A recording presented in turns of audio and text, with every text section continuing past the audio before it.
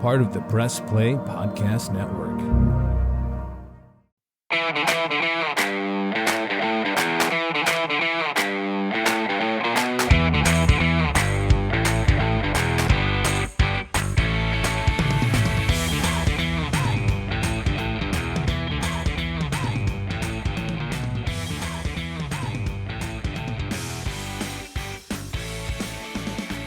Welcome to another Reghi Roda podcast right here on the Press Play Podcast Network. Shout out to our outstanding, fantastic, one-of-a-kind producer, Ty Courts, making sure all of you out there in the podcatosphere get this R&R podcast. And Michael Reghi, since we last talked, the Cavaliers played their last basketball game of the season. They lose in another gentleman's sweep 2 years in a row, this time to the Boston Celtics.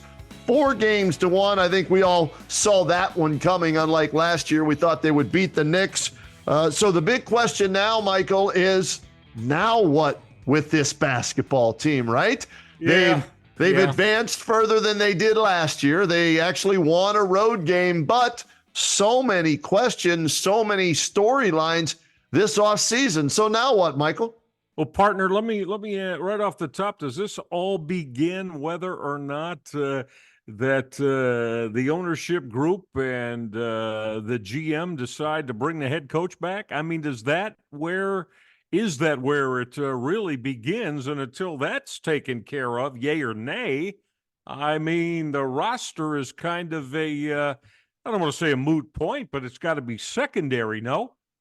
Michael, I think this is just me. I have no inside information on this. I think there is a debate going on without Kobe Altman involved in the debate on whether or not it's the head coach we need to replace, or is it the president of basketball operations, Kobe Altman, we need to replace, because he's the one who put the roster together of 2 6'1" guards that can't play together and 2 7-foot centers that can't play together. So I think that's a conversation that's being had by Dan Gilbert and whoever not named Kobe Altman. Well said, buddy. And those are the two biggest areas of, I think, concern when you are talking about the roster. And if Kobe Altman was the guy, and by the way, again, I'm like you, nothing more than just from working in the league for 14 years, calling the Cavalier games, I kind of feel like, Kenny, this is Kobe Altman's baby, meaning the roster composition. Yep. And as we know, if that's the case, the current ownership group of the Cavaliers, it can't be, I don't think, ever classified as real patient, correct? That's a fair assessment. When you say, well, the old saying, patience is a virtue, I don't believe that comes into the world of Dan Gilbert, to be honest with you. Yeah. So with that as a beginning point, listen, we just don't know.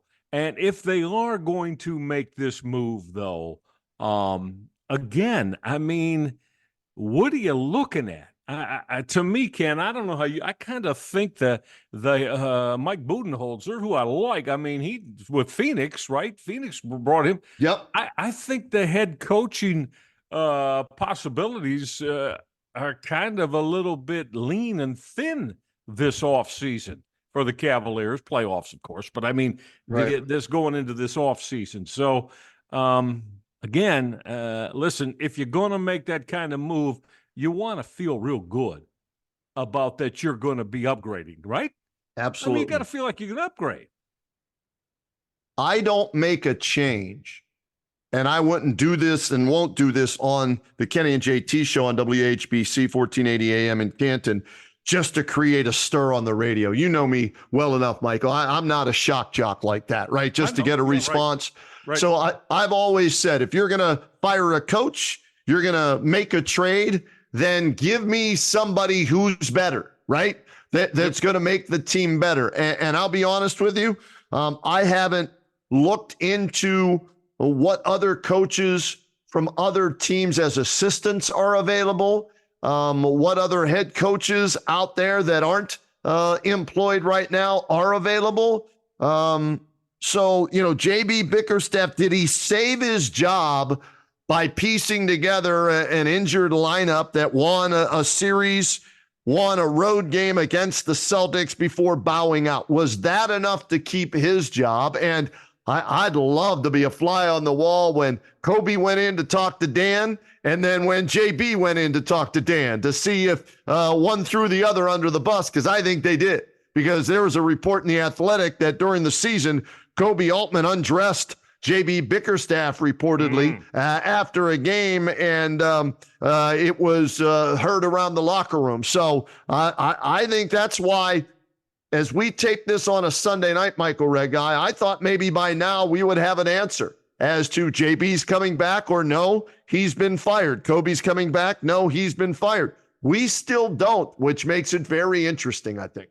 Yeah, it does. And again, you and I don't have any. You just said it. I don't have any inside information on it. Again, other than to repeat what I said a moment ago, the owner is never been known for his hesitancy to make moves. Sometimes on the spur of the moment that turned out to be not so good. And other times he's done things that have been able to help his basketball team. So how about let's get into the playing roster. Okay. All right. How about that? Because, again, we both don't have anything that we're leaning one way or the other. Go ahead. One last thing on that, and I want to dive into the roster with you as well. I'm not a JB Bickerstaff fan. All right. Yeah. So after watching, and we'll get to the Nuggets a little later in my parlays that just went down the toilet, blowing a colossal collapse in Game 7 at home. I'm regrouping now to do this podcast. I'm going to start looking into what other coaches. I don't like anybody that's on the current staff. Okay, I don't want Bill Walton's kid, Luke. I don't want Sidney Lowe or whoever's on this. I don't want any of those. I agree with you there. All right? I agree with you, and I'm going to say, I'm a friend of Sidney Lowe and wonderful man. And of course, I'm going back to when I was calling during the Fratello years when I first started calling the Cavaliers. So, but, they're going to have to do something, I think, that's going to really unite this playing roster. Yes. Your players. And so, look, again, that's it wouldn't surprise me though, but if the owner's going to do it, come on, let's go. Let's do it. Don't keep waiting now. Doesn't mean you have to automatically name a new coach or move somebody up. You don't have to do that. You're just starting to go through what's going to be the draft and the combines and things of that nature, right? So, but if you're going to do it, let's not wait until July or August. Amen. There's no need for that. Amen. All right. What about the roster, Michael? How do you look at that? I already made my comments. Two bigs that can't play together, two point guards that can't play together. Something has to be done. They can't just run it back as is. That's 100% correct. You are right on the money there. Kenny, I've really thought a lot about it this week. I think you got to move Darius Garland. Okay. I think you got to move him and get a younger veteran one, hopefully. Problem is, as I'm going to go to in a minute, this point guard, the point guard free agency, and those that may be available even with trades, is not very promising. However, I still think, and you got to get a guy that's going to be ultra compatible and is willing to come in and say, listen, I know Donovan Mitchell. Donovan Mitchell has got to be the guy on this whole basketball team, but certainly in our backcourt, and somebody that's willing to do that. Is there someone in the league that is? We'll get into that in a moment. So I think that's the first thing, Kenny. I don't want to move Jared Allen. I know these last 8 games. I think you and I can agree. Not a good look for the big fella, was it? No. Not a good look for him. And I mean that in terms of how he is perceived now by the other teams in the league that you might want to have conversation about. I like Jared Allen. Kenny had a hell of a regular season. But when you don't play the last 8 games of the year in the playoffs, And right, he kind of sat there with that just very nondescript look on his face through those 8 games that he didn't play at the end of the Cavaliers bench. So that's going to be very intriguing. I'd rather keep Jared Allen, but I think there's something same way within the backcourt, Ken. Something's got to come together, meeting of the minds with him and Evan Mobley, and who's going to play what type of role for this basketball team, you know? Michael, I do. And here's the thing. You mentioned Jared Allen, all-star caliber year, regular season, right? Played 81 consecutive games. And then the rib injury, he plays 4. He's averaging 17 and 14, looking great. In fact, in the first 4 games of that Orlando series, he was the most consistent player before he went down with that injury, because Donovan had 2 bad games back-to-back on the road. But that's 2 years in a row, Michael, where in the playoffs, we end the season with a bad taste in our mouth about Jared Allen, right? Last year, the spotlight was too bright for him. He admitted that. This year, we wonder about how serious was that rib injury, and they're not telling us. So we have the right to question whether or not he should have played or shouldn't have played. If it was that, the season's over now. If it was that bad, come out and tell us, hey, it was a pierced rib that could have punctured his lungs, so there was no chance he could. Let us know that so we're not questioning his toughness. But that's 2 years in a row about him, Michael. And his contract is very movable. He's got 2 years left at $20 million a year. Mobley, to me, is the future as far as the 2 bigs go. And he closed strong with 2 big games in the postseason.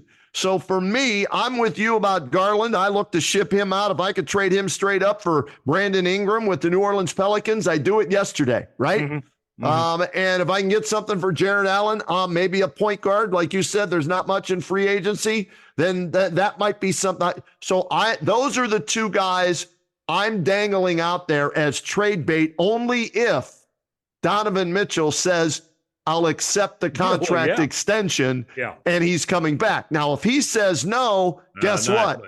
You're keeping Garland, and now you're taking calls on Donovan Mitchell. Well, that's right. And I certainly am steadfast that I hope it doesn't come to that, Kenneth Rhoda. I mean, you want Donovan Mitchell on this basketball team. And because again, I've heard a lot of conversation around the league. Well, he's not a superstar. Well, he may not be a superstar, but he's a hell of an elite offensive player.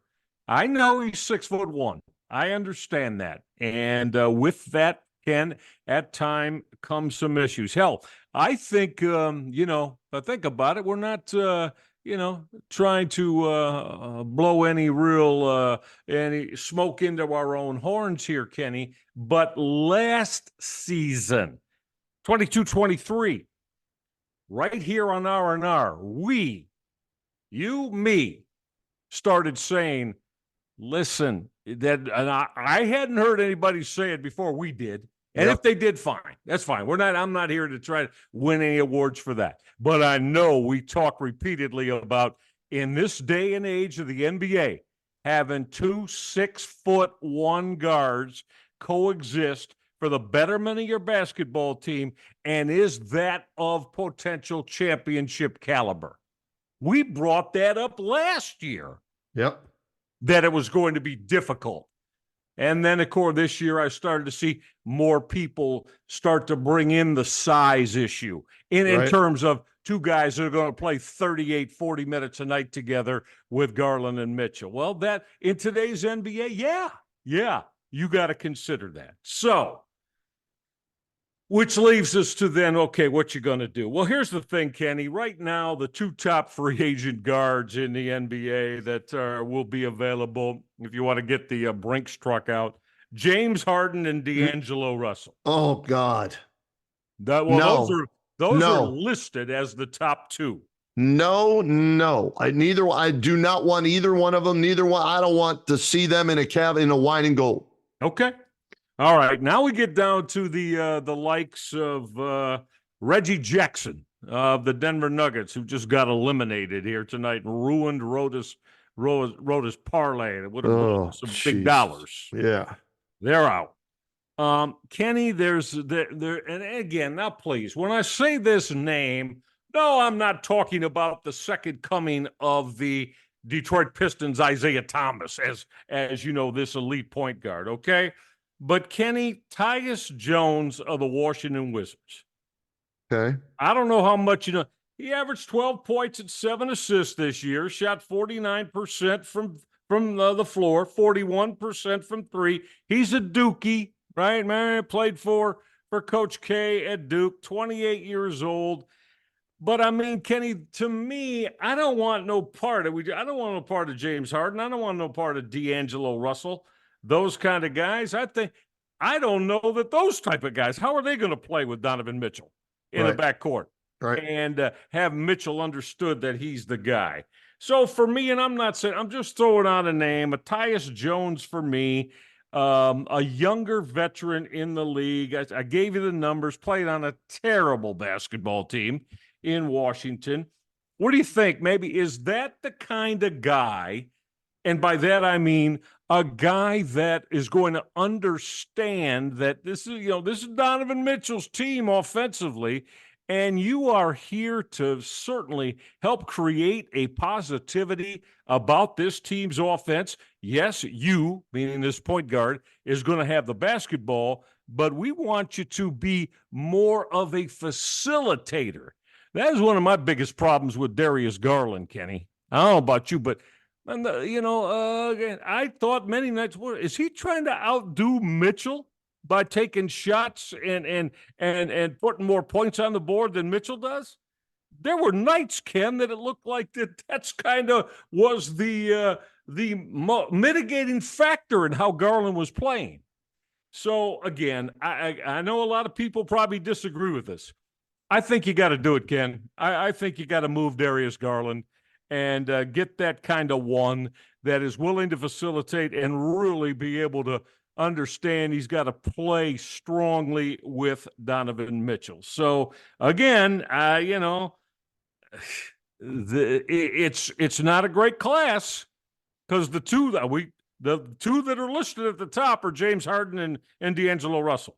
And you said don't want any part of either one of those guys. Yep. And I am with you 100% on that.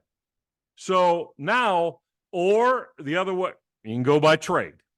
Yeah. You brought up trade. Brandon Ingram's not a free agent, is he? No, you would have to trade. You have to trade for him. There are rumors that coming out of New Orleans. They're looking to deal him, and they're looking for a point guard. That's why, Darius Garland, right? Right. Yeah. Okay. Yeah. All right. Here's the other thing that I'll say, Michael. I'm willing to get rid of Darius Garland and make my point guard Donovan Mitchell. I'm okay turning the team over to him as the one, a scoring point guard, right? He averaged during that run where they went, 18-2 without Garland and Mobley? Right. He averaged about 6 assists a game to go along with the points he scored. So I would rather, of the list of guys you just gave me, I would rather trade Garland, go bigger at the 2-3, trying to get some help there, and let Donovan Mitchell, if he has to accept the extension, 4 years, $208 million, right? If he does, this is your team. The ball's in your hands. You run it, and we'll build our offense around that. That's the way I would rather go based on the free agent point guards that are available. I completely understand. And I would say that that's something that probably might have to become the top play for the Cavaliers to make. Yeah, I'm with you on that. Now, with one contingency. What's that? Okay. And I know I have some I cannot keep Max Strus in a starting lineup. Oh, boy. Kenny Roda, he is a 7th to 8th man on a good NBA team, and that's the role he should be playing. Okay? But for him to be the starter either at the 2 or the 3, no. Capital N-O. So now you got something else going on there too, right? Yeah. I don't know. Craig Porter Jr., Are we that right now that's on the roster? Right. Yeah. Are I you didn't willing I to didn't see get what enough of a sample size I to say understand. yes, you know. Well, But he's good. I agree with you about Struess, and that's why when Yeah. we talked about this earlier, Struess and Niang were No, we don't Kobe have to Altman talk about. moves, right? We don't have to talk about Niang, but Yeah. I know a lot of people. Look, I like Max Strus too for what he is. Yes. But you're never going to convince me, and I'll fight you to the death if you're trying to tell me that Max Strus can be a starter at either the 2 or the 3 on a team that has serious championship aspirations in mind. Why do you think? Why do you think Miami traded him? Right? If Spoelstra doesn't want you, there's a reason. Now I always, hey, I look at Riley, I look at Spoelstra, I look at Belichick. I look if they're trying to get rid of somebody, That's that right. means they do not want them. And he was as inconsistent as anybody in the league this year and does not belong in anybody's starting lineup. I agree with you 100% on that, Michael. So, okay. Yeah. So you make him the the 7th, 8th man. So you know what he is? He's a little bit better version of Isaac Okoro. He's a little bit better shooter. Not much, right? Well, that's the other one. I can't I know he bounced into. There's another one. To me, if your bench, and let's be honest, we don't need to go beyond 8, really. Right. If your bench me is Karis LeVert, Isaac Okoro, and Max Strus, 6 through 8, you don't have enough pure shooting there. Right. LeVert is going to put points on the board for you in his 27 minutes a night. But I mean, again, Ken, to me, though, those 2 guys in particular, and I'm assuming that they want to keep LeVert in that role, which, sure. Reg, I wanted to bring this up because I talked to LeVert after, what game was it? It was game 1, 2, 3, 3 or 4. One of the games. Yeah, one against Boston. Okay. Yeah. All right. Because he got into a rhythm and he talked about how he's a rhythm player.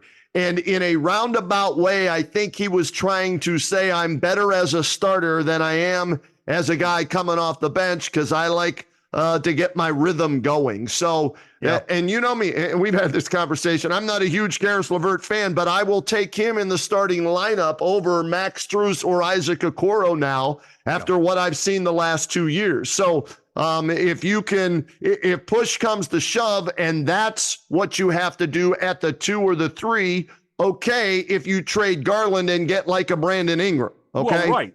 But now, I still need some better shooting. So you trade Garland and get Brandon Ingram, right? Yeah. He's your 3. Rumor out there, yeah. Well, again, now you got the point guard situation going on, but we'll have to keep that kind of empty for the moment. So you could bring LeVert off, start LeVert at 2. So you got LeVert at the 2, Ingram at the 3. Again, with we just talked about that, with ostensibly Mobley at the 4 and Allen at the 5. That's not a good 3-point shooting team, Michael. That's what concerns me. No, because Ingram is not a 3-point. No. He'll shoot him. He's a volume scorer. Right. Now, I got you. I'm with you. So you got to have somebody, and I think that's why some people would say, well, that's why you got to have Strus. No. Look, it all comes down. Max Strus shot, I believe, 35 or 6% from 3, which is okay. But again, they've got some decisions to make with roster composition, Kenny. Yes. So again, and where we started this thing, the point guard availability as far as free agency goes is not real promising. So I don't know. Maybe give the ball to Donovan Mitchell is the way to go because he's still going to. Mitchell will get 5 or 6 assists a game. Yeah. Here's the thing. I don't want it to sound like Brandon Ingram's the savior. We're just throwing a name out that's been rumored to be on the block for New Orleans. Yeah. Garland supposedly, and this is another rumor, wants to be dealt if Donovan Mitchell signs an extension because he even knows it doesn't work there, right? So pretty much that's why that's the first name we're throwing out there as a potential trade target. Because the Cavaliers need some length and athleticism at the 3-4 position, right? Oh, and so, yep. they've got some serious decisions to be made. And Michael, while you were talking a little bit there, I went and looked up the best available NBA head coaches. All right, according to the internet. Tell me if you have any interest in any of these guys. You ready? Yeah. And then we'll get to a break here. Yeah. Dave Yeager, former Memphis and Sacramento head coach. No. Okay. Mark Jackson last coached in the NBA in 2014. 10 years too long for me. Jackson did a decent job now, but that's too long. 10 years should be away. All right. J.J. Redick doing that podcast with LeBron to show how smart he is. And maybe somebody will hire him because of it. What about J.J. Redick? I don't want a first-time head coach in here. Okay, well, then you probably won't want this next guy unless you love where he learned as an assistant coach, supposedly for the last 10 years. Chris Quinn, Heat assistant under Eric Spoelstra, former NBA player, wasn't very good, but played in the league. Now he's been in that system with the Heat for supposedly 10 years. I got to double check on that, but he is being bandied about as a guy that's going to get some interviews. That because of exactly what you said, where he was and whom he was with, that would change my thought on no first go-around time head coach here. All right. Because he's got Spoelstra and Riley just stamped all over him. Right. Yep. I agree. So I'm putting a star by him. And then the last one, Sam I Am, assistant coach with the Boston Celtics right now. Sam Cassell, 15-year NBA player, assistant with Washington, the Clippers, the Sixers, and the Celtics. That's another name that's being thrown out there, Sam Cassell. I'm not being fair to Sam here because you mentioned how long it was ago. Yeah. But Kenny, during his playing days, I thought the dude was an absolute complete and utter head case, man. I've never interviewed him. I remember him playing. I don't remember him, as an assistant or somebody on the rise until now. I'm hearing now that, Sam Cassell is a guy that is going to be looked at for various head coaching jobs, including maybe the Lakers head coaching job. So I just wanted to throw some coaching names out there since we talked about that earlier. If the Cavaliers elect to fire JB Bickerstaff, just some names that probably will pop up in the not too distant future. All right. And so we'll leave that at that. And my last thought, Michael, we'll get to a break here, is the Denver Nuggets were up 58-38 tonight at home, Game 7, defending champs, young Minnesota Timberwolves team on the road, about to be, dead and buried. They started throwing dirt on it, and they rose from the ashes, and they went on to outscore the Nuggets in the final 22 minutes of the game by 30 points and win by 8. So your Western Conference Finals, how about this? The Minnesota Timberwolves, as Michael Reghi predicted, taking on the Dallas Mavericks. Who had them? Nobody outside of Dallas. And in the Eastern Conference, the Indiana Pacers took care of the Knicks today. The Knicks losing Jalen Brunson to a broken left hand, and they will take on the Boston Celtics. So Indy at Boston, Dallas at Minnesota. Those are the four teams that are left in this year's NBA playoffs, and my parlays are flushed down the toilet. How do you look? You're the defending freaking champs at home in the Mile High City with a young team like that, and you blow a 20-point lead. One of the biggest, most colossal choke jobs in the history of the National Basketball Association, and you had the MVP on the team as well. And they just gagged, choked, and coughed it up to the Minnesota. All right, let's get to a break, Reggie, before I start cussing and swearing and all that stuff. We'll come back with more of the R&R podcast right after this. God darn nuggets. What's up, everyone? I'm Holly Wetzel. And I'm Tybus Powell. And we are your hosts of The Orange is Oranger, a Cleveland Browns podcast on the Press Play Podcast Network.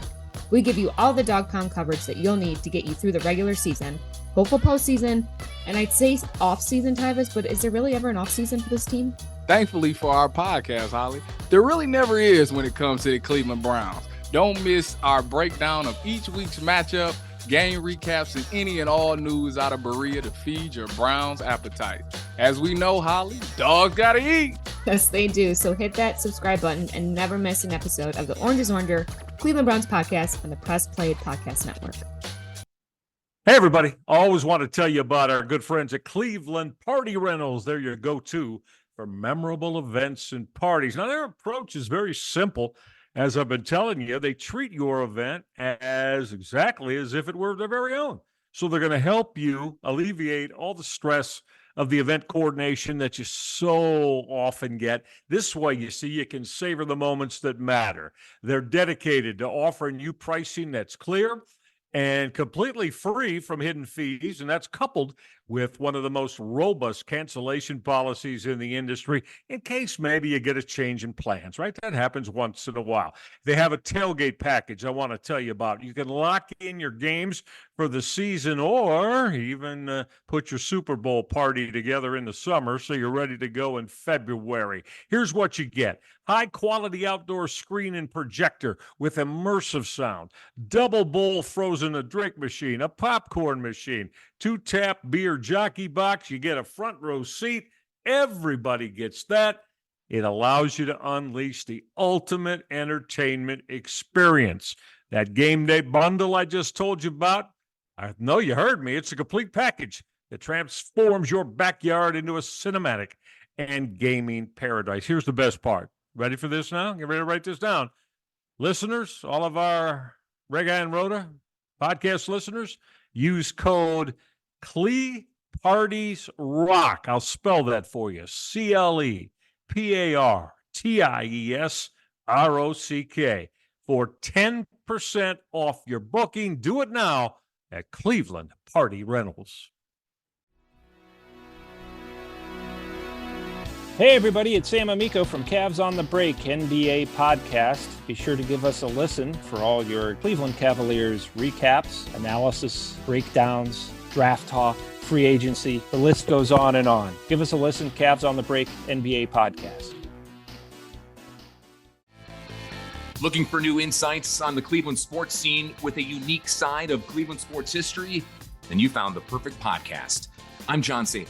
And I'm Scott Sable, and we're hosts of the Sable Brothers on the Baseline podcast, a podcast about Cleveland sports, but not your typical podcast about the land's sports teams. Join us as we embark on a journey of sharing a unique and historical side of Cleveland sports history with the help of some former Cleveland sports stars and other historical figures. All right here on the Sable Brothers on the Baseline podcast, part of the Press Play Podcast Network. Hey, gang, the Roadman, Kenny Roda here from the R&R podcast. If you've been in an accident, first of all, I hope you're okay. Secondly, if you are and your car's not, then guess what? You need to look no further than Newark Auto Body and Zanesville Auto Body. Why? They're safe, they're reliable, their collision repairs are what they do best. It's their business. They are located in Newark and in Zanesville, and they are a local family-run and veteran-owned business serving those areas, Newark, Zanesville, and the surrounding areas. And how about this? They work with all the insurance providers to make your experience hassle-free. You're already down in the dumps because your car is dinged up, right? You don't need a hassle from the insurance company. That's the other great thing about them. Plus, you can ask about their special discounts for U.S. military veterans. You want to check them out online? Here's where you go. autobodyofnewark.com or autobodyofzanesville.com. And to get your repair started today, instead of checking them out online, pick up the phone, do it the old-fashioned way. Call 740-899-4111 and tell them Reghi and Roda sent you. Man, welcome back to the R&R podcast right here on the Press Play Podcast Network. And Michael, enough with the Cavaliers and those god darn Nuggets. costing me some shekels. Let's turn our attention to the first place Cleveland Guardians. But before we do that, I got to give a shout out before I forget to my guys down at Rocket Mortgage Fieldhouse, Tim and Jordan, a couple of the security guys down there that work the games and everything. Right. Yeah. Timmy does a lot of the Monsters games with me, so I appreciate everything that he does down there for me. And Jordan, too. Big fan of ours. Reg said he was happy that we're doing a podcast. So Jordan, great to meet you. Thanks for listening. We appreciate it. So yeah, Tim and Jordan, that's great. Thanks so much for being a part of R&R with us, and I'm glad you get to see the road man down at Rocket Mortgage. All right, let's go to the Guardians, Reg, because a walk-off winner today, the Bird Killer, right? The 3-run shot from Will Brennan in the bottom of the ninth today, 5-2 win for the Guardians. They sweep the Minnesota Twins, now 30-17 on the year, first place in the AL Central. They lead KC by a game and a half, and now they lead Minnesota by 5.5 games, Michael. Kenny, this is a fun baseball team, is it not? Absolutely. They're fun. Stephen Vogt's doing an excellent job with his playing roster. And, for the most part, they're getting good pitching. Kenny, I saw him Saturday night. And when they put that 11 spot on the board, and Jose Ramirez was terrorizing. Jose.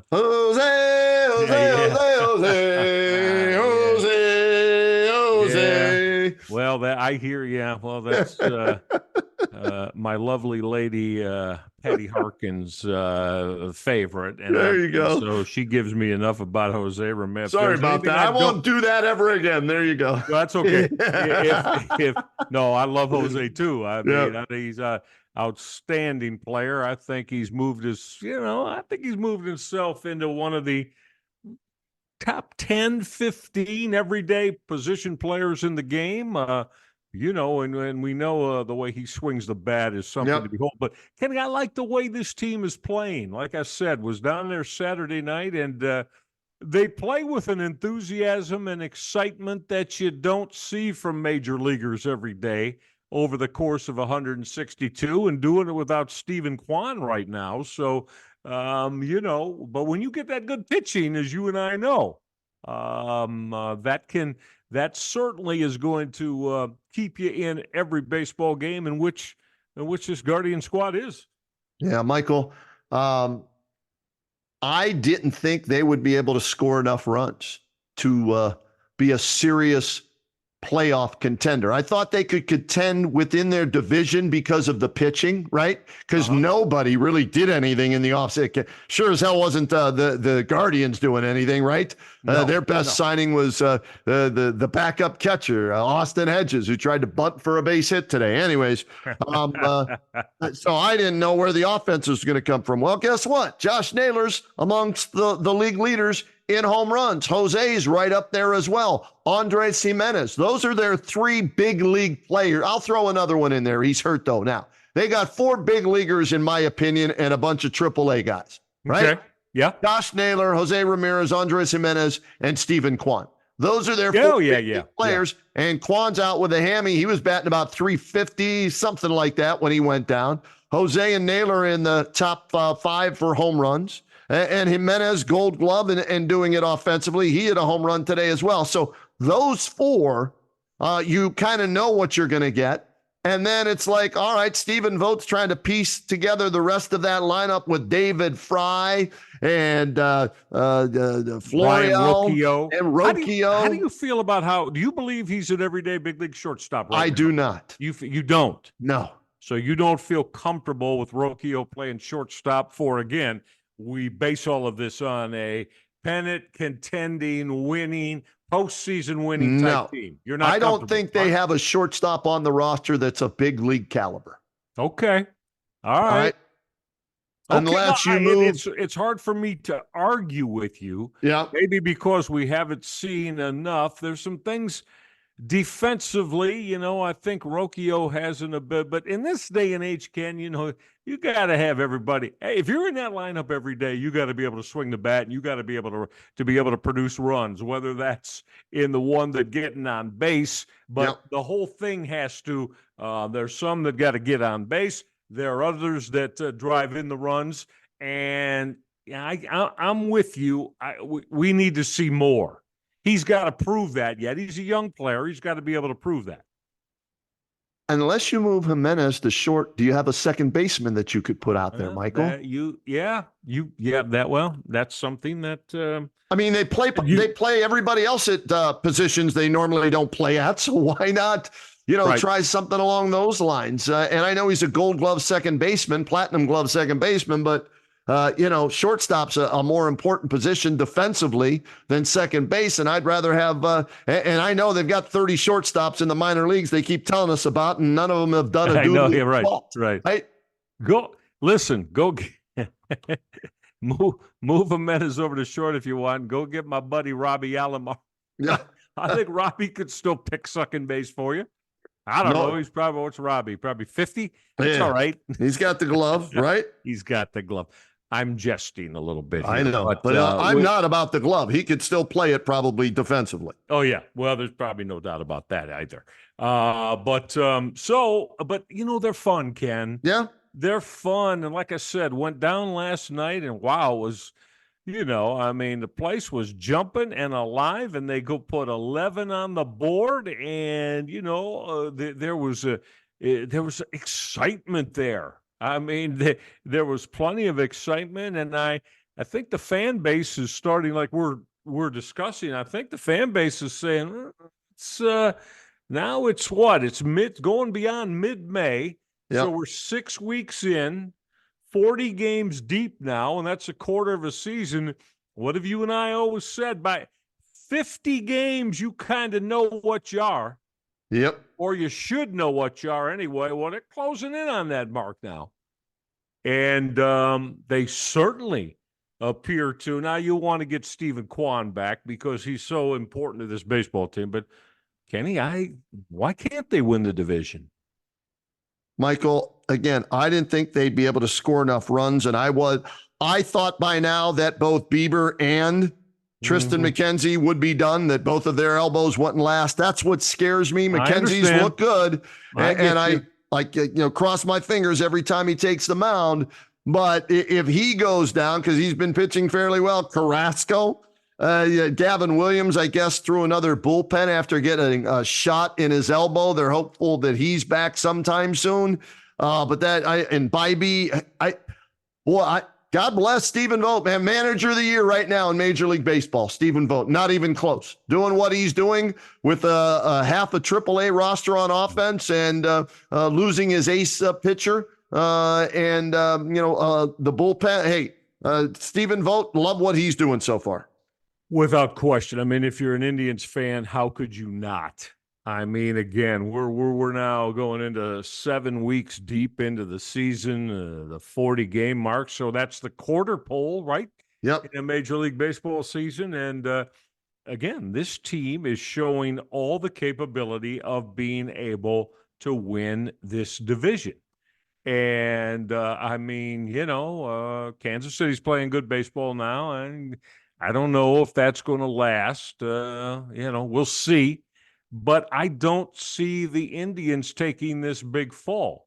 Kenny, I can't see them having a month where, say, they, in 28 games in a month, go 10-18, 8-20. Right. And that's what you got to stay away from, having those bad months that put you in a bad way. They seem to be able to have enough to avoid that. And the sooner Stephen Kwan gets back to be able to be the pace setter for that offensive lineup, of course, that's going to be nothing but a continued positive for them. How about David Fry, center field, leadoff hitter, 4 home runs, 14 RBIs, hitting over 300. That's a find so far. Let's hope that continues. Gotta hope so. Again, Look, I'm impressed with this team. I was wondering in the offseason, Stephen Vogt, huh? Okay. Yeah. But Kenny, he seems to he not only has because listen, replacing Terry Francona not going to be an easy deal for anybody. And I think he has done it seamlessly. And again, we're 40 games deep in the season, but Right. I think we've got enough of I like the way that he to me, he does a good job with his bullpen when necessary. Now you got a good starting staff, that helps. But as long as you keep then you don't have any just major combustible blow-ups by Emmanuel Clase, you're going to be all right. Yeah. Right field, shortstop, my two major concerns with this team, Michael. Okay. Yeah. Roquio Arias. Roquio, 213, no homers, 7 RBIs. Arias, 220, 1 homer, 8 RBIs. That ain't cutting it at shortstop in the big leagues, right? No, so, you're right. And then you look at right field, the guys they're throwing out there. Florial is batting 180. Let's see, 183 as I put I increased the size of my screen, and then let's see here, scrolling over, and Laureano's hitting under 200 as well. So right field and shortstop, the two biggest. I've come to accept that they're not going to get a lot of offense. I don't agree with it out of the catcher position. So Bo Naylor and Austin Hedges are there for their defense. Bo, you're hoping that Bo starts to emerge as a hitter. Hedges never will, but they're there for their defense. So I've kind of accepted that, right? Yep.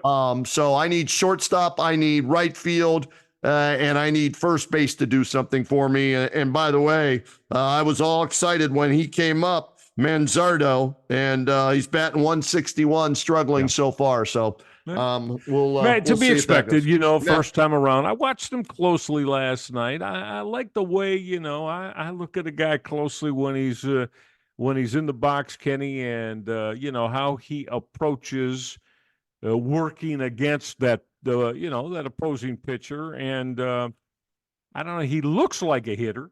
Okay. All right. He looks like a hitter. But again, as you and I know, we have been around this far too long. We've seen so many guys. They swing it terrific in AA and AAA, but then when you get to the big show, every wart you have becomes something that the opposition pitching staff hones in on. So we'll see on Manzardo. I like the fact that Vogt, keep giving him playing time. Yep. Right? It's sort of way keep giving him playing time and see what you have. He should be able to get 3-4 starts a week, shouldn't he? Especially with Quan out. Right. And gives them an opportunity to play him and see what they have. And then we'll see if anybody else comes up from the minor league system. Hey, we were going to do some Brown stuff. Let's table that schedule for next week, Reg. All right. Yeah, I love it. Good idea. That'll give you time to study the schedule so we can play the schedule game next week on R&R. Your favorite game. Nothing I like better. Reghi and Roda doing the schedule game, baby. It was a yearly staple for us, was it not? Oh, yeah. Oh, yes. So we'll do it now. Let's that might be our headliner next week.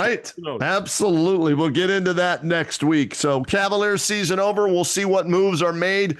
Head coach, front office, players being traded. We'll cover that as those stories pop up. We'll keep everybody up to date on the Guardians. They take on Frankie Lindor and the Mets starting tomorrow, Monday, Tuesday, Wednesday. I'll be doing the Kenny and JT show from the press box tomorrow, so you get to see Frankie as well as the first place guards.